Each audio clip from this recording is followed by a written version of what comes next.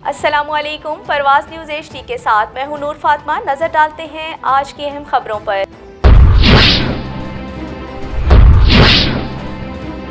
खबर शामिल करते हैं फतेह जंग से मोहम्मद अमीन, ब्यूरो चीफ, प्रवास न्यूज़।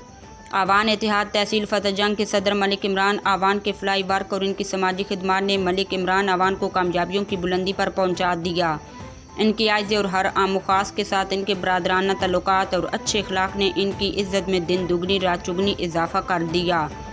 मलिक इमरान आवान तहसील सदर आवान इत्तेहाद थे, पर इनकी शोहरत पूरे पाकिस्तान में थी और इसकी वजह इनकी नर्म मिजाजी और आजिज़ी और इनका अच्छा इखलाक था, जिसकी वजह से यह हर किसी के दिल में समा गया। मलिक इमरान आवान ने अपने पास से खर्चे करके इस तंजीम को चलाया और लोगों की बेलौस खिदमत की।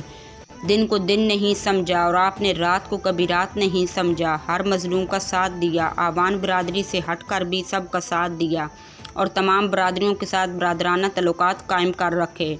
हर किसी की आंख का तारा बन गया और इनकी ये शोहरत कुछ मुनाफिक और कम नस्ल लोग बर्दाश्त नहीं कर सके।